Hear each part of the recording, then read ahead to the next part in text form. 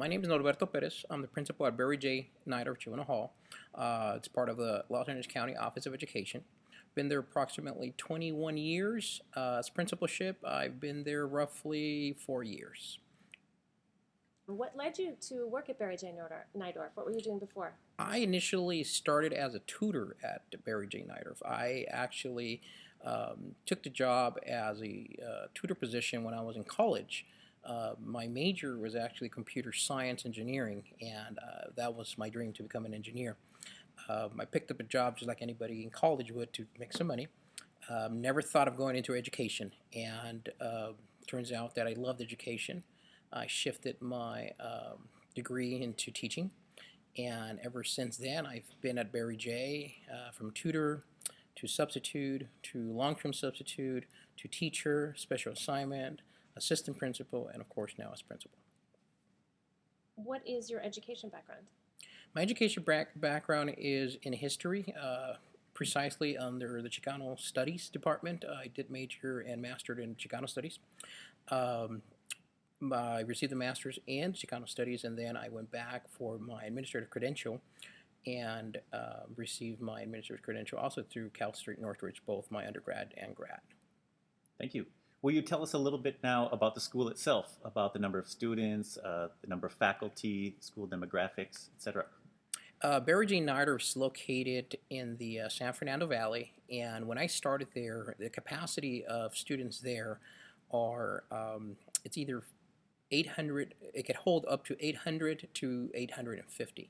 When I started there, it was roughly at 600, and it has decreased tremendously. Currently, there's only about 250 students. Barry J. Nidorf is unique because, of course, it is a juvenile hall, one of 3 in LA County, but my side is more unique due to the fact that I have the adult charge population. And these are the students who are being prosecuted as adults, even though they're juveniles. They go through a fitness trial to where they are determined whether they could go to be on trial as a juvenile or as an adult. If they lose their fitness trial, then they are prosecuted as an adult, which means that the sheriffs pick them up and they take them to regular superior court in LA County and Los Angeles. And from there, whatever the case is determined, some of my students would never, unfortunately, will ever go back into society. They will be incarcerated for most of their life. The lucky ones get 5 years, 10 years, 15 years. Even though it sounds harsh to us to be incarcerated for 5, 10 years, those are the lucky ones. Again, being there as principal, I've only had 2 students. Actually, I'll take that back, 3. We just had another one. 3 students actually win their case and were released home. So the odds are pretty much against them, unfortunately.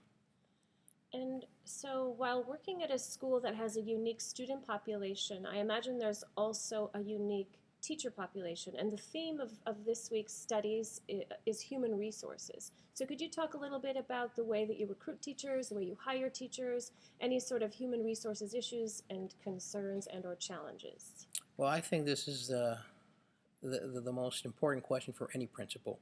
If we or I was able to pick my teachers, then I would have an amazing team of teachers. Unfortunately, that's not what happens. You inherit a school, you're placed in a school, and you inherit teachers, whether it's as you are placed or as they are placed. I am lucky enough that I do a magnificent team, and as any principal knows or administrator knows, that it just doesn't happen. It starts from leadership. And I've been able to cater and massage my team into creating a compassionate team of teachers and community, not just the teachers, paraeducators, custodians, secretarial, etc., and as well as the community and the probation department, where they are on the same page as I am. And the whole thing is about student success. And the teachers that I have, which I've inherited or I've had, I create capacity with them. I look at their strengths and I look at their weaknesses and I place them in particular wings of my school where I've seen the greatest success. My school, before I became principal, they didn't have an API.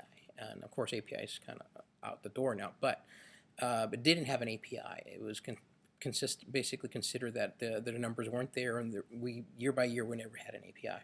First year I became principal, I finally put Barry J on the map which we got 236, if I remember correctly. The year after that, we had 340 API. And the year after that, we hit 467. And the year after that, we hit 509.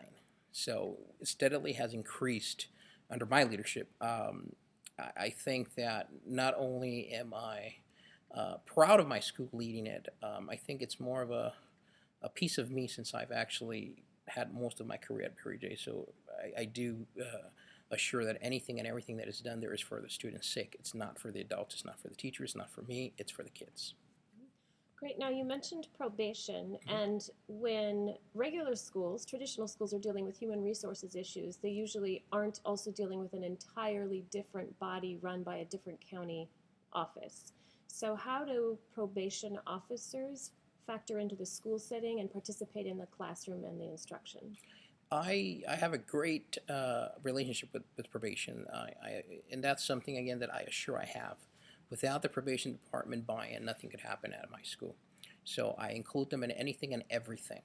Most importantly, I include the lower rank, and by lower rank I mean the guys who are in the trenches, working with us hand by hand. I'm not talking about supervisors. I'm not talking about the superintendent or assistant soup. I'm talking about just people that actually work day by day. We see each other. I make sure that they feel that they're part of my school.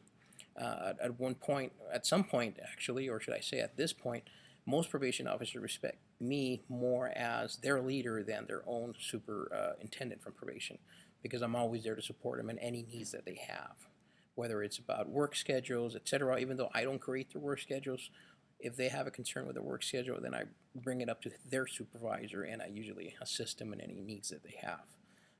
The meetings that we have are always, they're inclusive with them, whether they're PLCs or new ski or kickoff, barbecues, you name it, they're always part of us.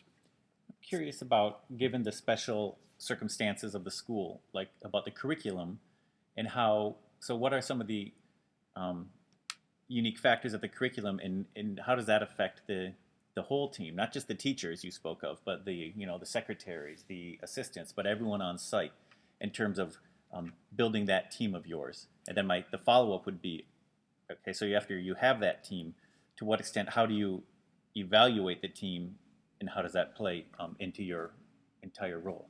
Well, building capacity is number one, and the capacity that I've built is that every teacher is involved in creating what we call modular lesson plans, MLPs.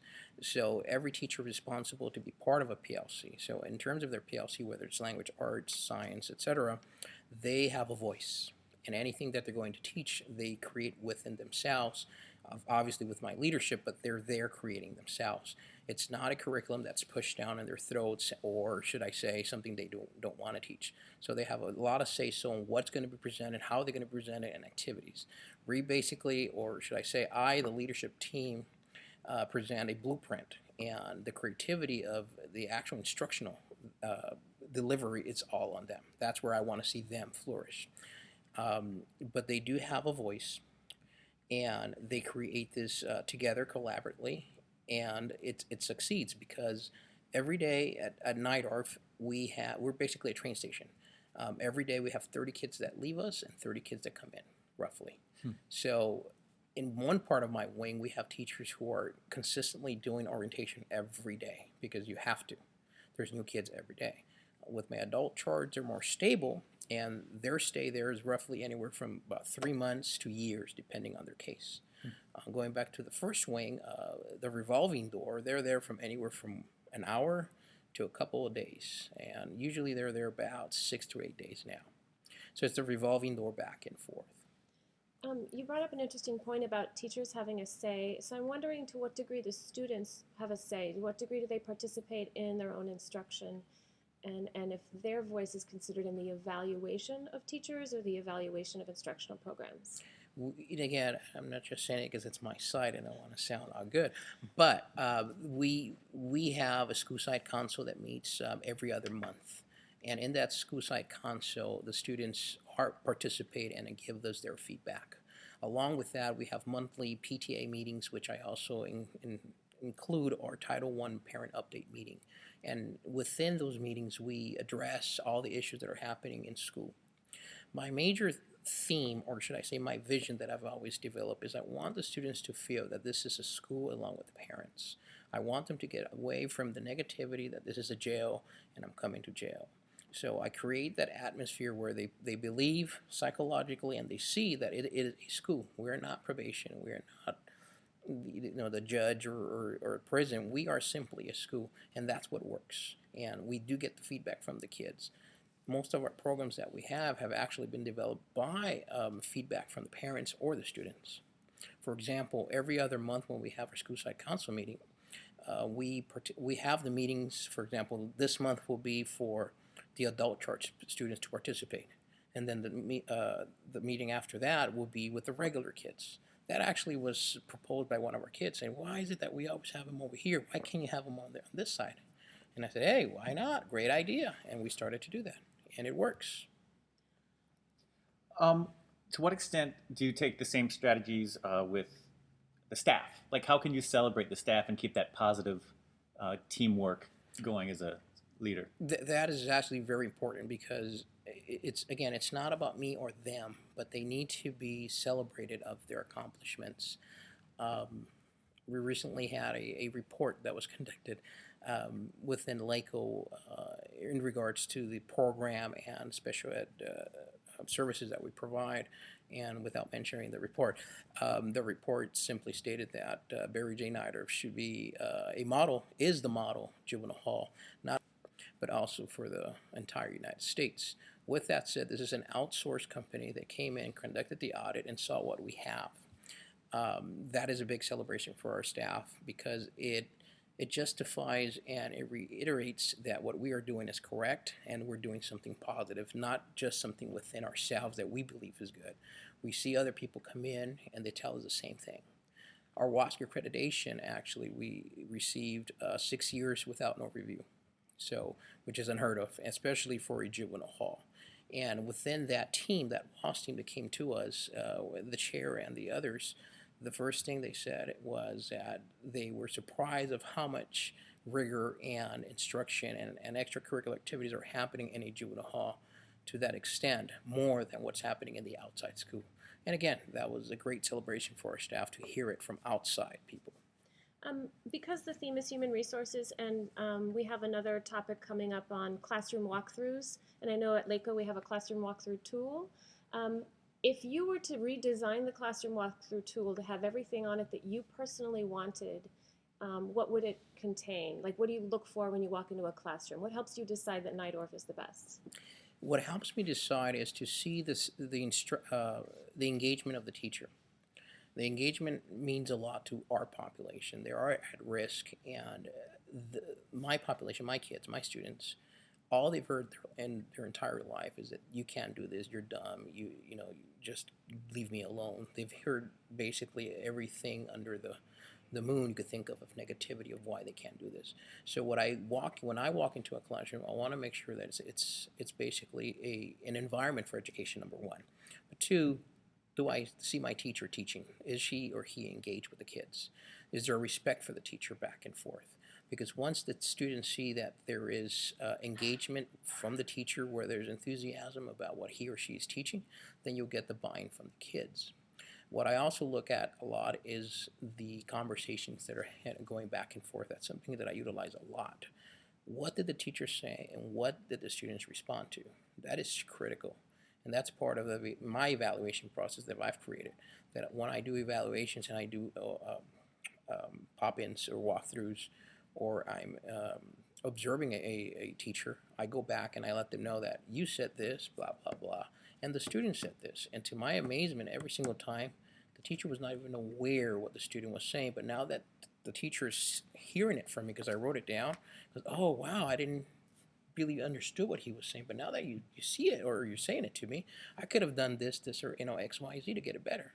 And I think that is the most powerful tool I've ever used with my teachers, for them to actually hear themselves what they said. I would love to record them, but because they're incarcerated, I cannot record. That would be the best. That would be the ultimate, but I cannot record, unfortunately. So thank you so much for spending this time with us. Is there anything else that you would love to say to future principals? Ooh.